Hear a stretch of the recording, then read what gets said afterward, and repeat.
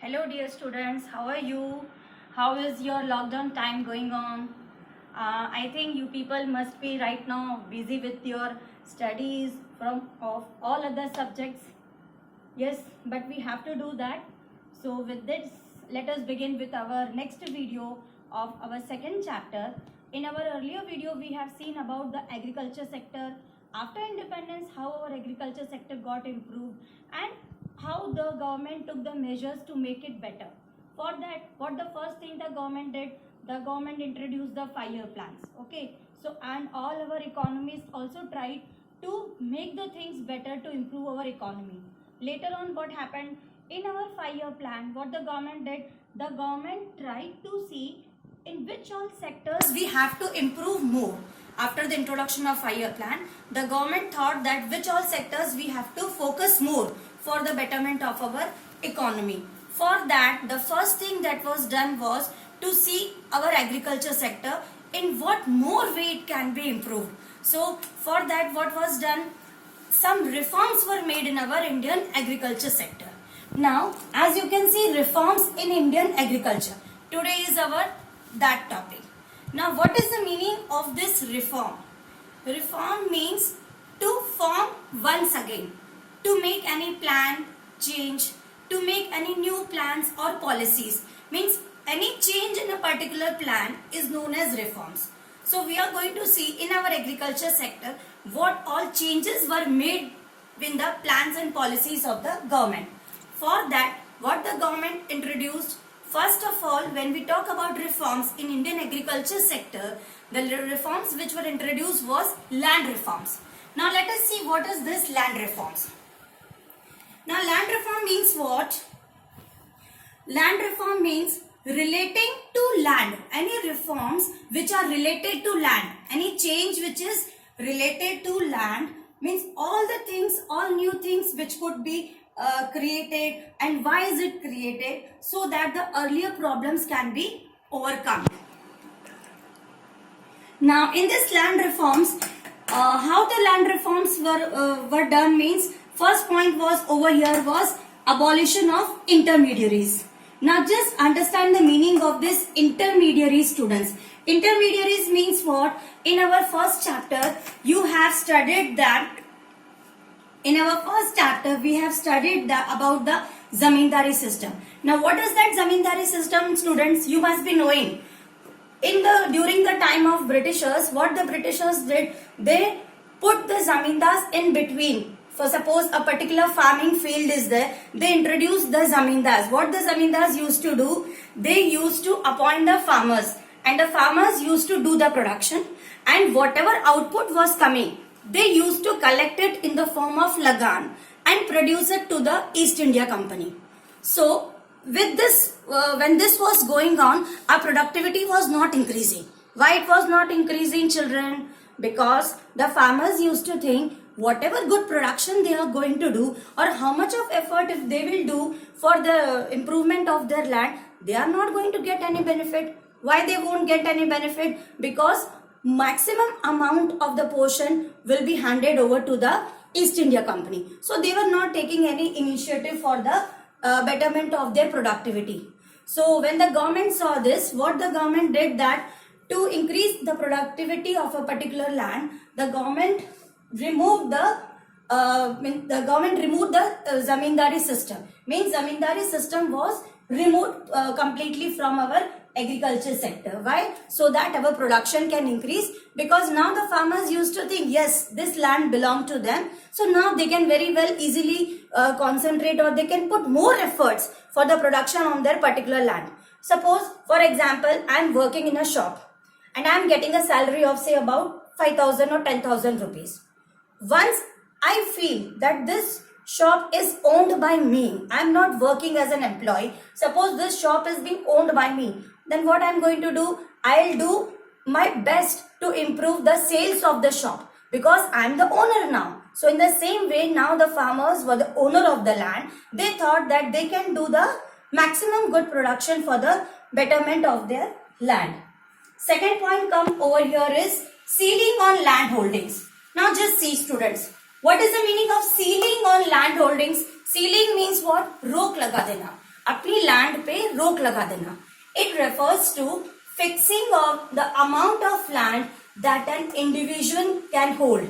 Now what is that meaning? Means the government decided that they have to fix one maximum amount for one individual for that land that they hold. Means government fixed one maximum amount of land per person it will have. What happened with this? When we got independence, our main objective was to bring equity in agriculture. What was our main objective? To bring equity in agriculture. Means equitable distribution of agricultural land should be there among all the people. For that, what the government did? The government allocated maximum limit of land was set up for the individual. Means land holding पे government ने क्या कर दिया? Government ने ceiling लगा दी. ठीक है? Means you cannot keep more land with you. If any excess land belong to any particular person with beyond the limit, it would be provided to the other person via government. So what happened with this? Many small farmers who were not having any land earlier, they were working on small piece of land. Everyone got a small piece of land for the production. Where they could not make use of tractors, now they got a standard amount of land. Slowly their production also started and productivity got boosted. With this, our green revolution is also a part of this only. This we are going to study later in this chapter. Next point comes over here is consolidation of holding. Consolidation of holding means what? See students, in the earlier video we have seen small and scattered lands. I told you when government did consolidation of land means land को क्या कर दिया? इकट्ठा कर दिया, सारी boundaries हटा दी ताकि जो भी आउटपुट निकल रहा था that was distributed. Why? Because if the output if the boundaries are removed, then the land will become large and the output will be distributed among all the farmers. So small and scattered land was now converted into a big piece of land, and then workers and then accordingly the work was done.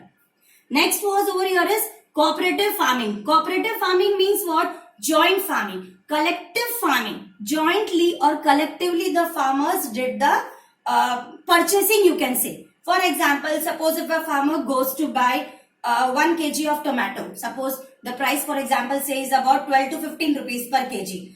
In case if you buy 1000 kg, what it will happen? You will get you will get some price discount. Because of collective joint farming, now what happened? Farmers got united, okay, and they created a society and said, suppose 20 people were doing the purchasing together. What was the result? They got a very good discount in the purchasing. Earlier, when they used to go and purchase seeds, very less seeds they used to get for rupees 100.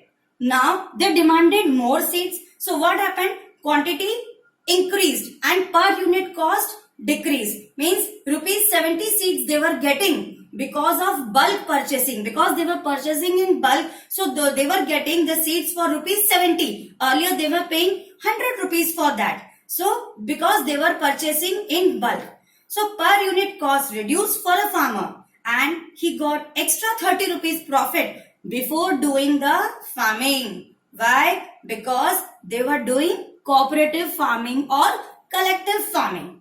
Understood, children? So this was about the in our Indian agriculture sector, this was about the land reforms.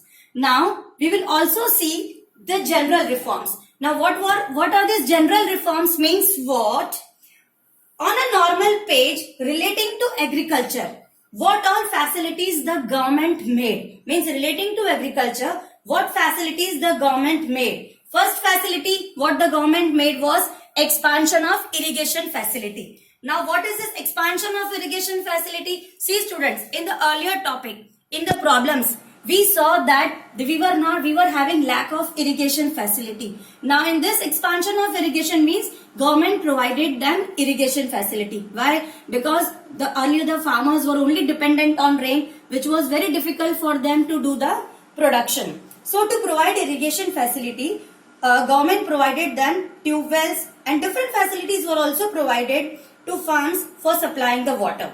One important information over here I want to share is, In 1951, 17% of land was under permanent means of irrigation. And in 2010, 35% of land comes under irrigation according to the World Bank data. Means 35% of land in a country belong to, means that particular of area was having what? Permanent means of irrigation was there, which was good for the production. Next point comes in general reforms were what the government did.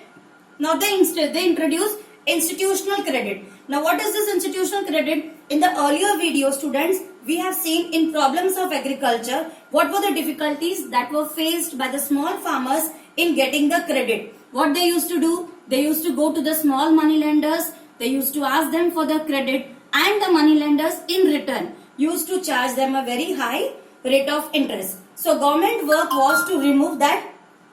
What the government did? So they introduced a rural credit. Rural credit के लिए उन्होंने एक head बना दिया. Okay, and what that head was known as? That head was known as NABARD. Earlier also I have mentioned about this. NABARD means National Agriculture Bank for Rural Credit. Why? Now what was the work of this NABARD? It was in charge of all the agricultural and rural development, to take the interest of all the agricultural and rural development, and related to that it has to handle all those things. So what happened, NABARD was declared, now what it was declared as an apex bank. Now as we all know, RBI, for us RBI is head of all the commercial banks. In the same way, what all the rural banks were there, what were their activities, it was headed by whom? It was headed by NABARD. So in 1982, NABARD was declared as the apex bank for rural credit. Next comes over here is regulated markets. Regulated market means what? It is a system where the government controls the forces of demand and supply. Means what is this? Government, they are set up by the government. Regulated market are set up by whom? They are set up by the government with the objective to offer standard price to the farmers. Why they want to offer a standard price to the farmers? So that the farmers don't face any loss. Means regulated market where government controls the forces of demand and supply. Government only fixes the rate and decides how much to sell, where to sell and whom to sell. Here all the demand and supply mechanism is controlled by government. Why? So that the farmer is not facing any loss. And the last point comes over here is cooperative marketing. Here we are having cooperative farming. Opposite of this, same is what? Cooperative marketing. It is such marketing where all the farmers come together and they sell their product together. It means they form a society. So such society where together they can do marketing of their product. Means if you purchase in bulk, you get the benefit. Now for selling also, if you sell in bulk, they will also get the benefit. All the farmers used to come together. They used to sell their product in the market and then they used to get a good profit. So this was all about the reforms in land reforms and in general reforms. Next thing is related to the Green Revolution. That Green Revolution we will study in our next video. Okay.